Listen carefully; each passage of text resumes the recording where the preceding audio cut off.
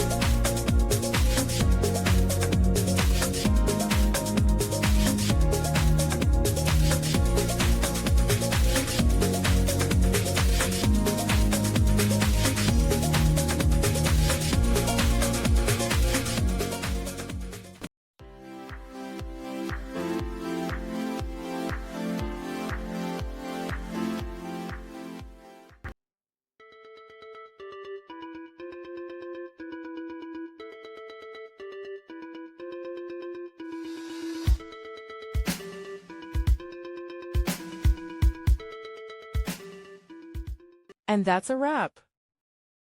I hope you found the answer you were looking for. If you did, take a second to hit that subscribe button. It really helps out.